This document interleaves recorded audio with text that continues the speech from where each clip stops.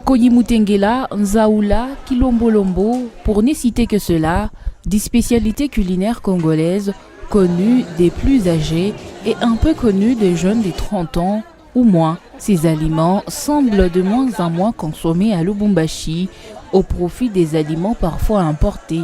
Il faut redouter peut-être leur disparition tant à travers l'avenir. Une question se pose, pourquoi n'ont pas assez de succès parmi les nouvelles générations? Les habitudes seraient une des raisons majeures. Les marchés musées, par exemple, est l'un des endroits où l'on peut s'offrir ces spécialités alimentaires congolaises. Leur consommation revêt une dimension culturelle et traditionnelle. Des fois, on arrive à identifier un peuple pour ces certains mets. Dès lors, on n'essaye pas certaines découvertes.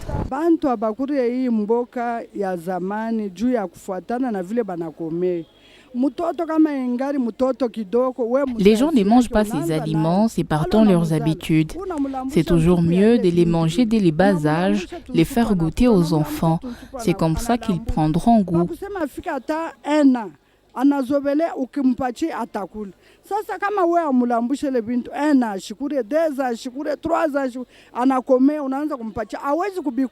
La plupart de ces aliments sont périodiques, saisonniers. Ici intervient l'importance des études de conservation. Généralement, beaucoup procèdent par les séchages, les fumages pour une bonne conservation d'aliments, mais aussi la conservation dans les boîtes de conserve nécessitant un travail des scientifiques au préalable est envisageable. Par exemple, l'huile essentielle d'ail est un très bon conservant. Il y a le jus de citron qui est également un bon conservant. Il y a le sel qui est aussi un bon conservant.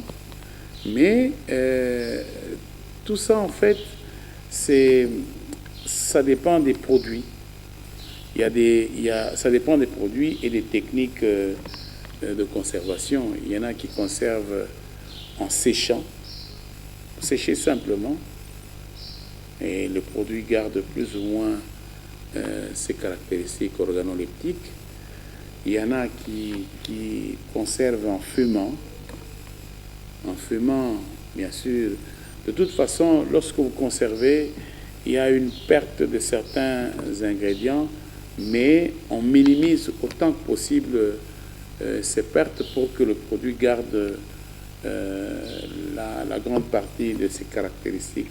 Sur le marché, la commercialisation de certains produits comme les champignons attire bien des regards, mais ils sont plus achetés par la vieille génération et certaines personnes ayant fait la découverte des aliments saisonniers ailleurs hors de la ville.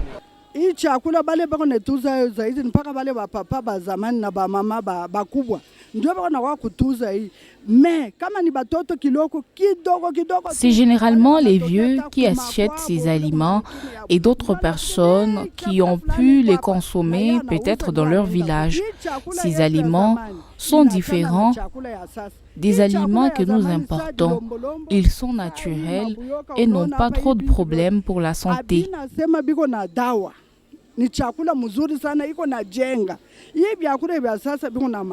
À travers des aliments spécifiques, des spécialités culinaires par exemple, il est possible de faire vivre ou revivre des cultures qui les entourent. On y accède ainsi à partir des traditions et de l'art culinaire.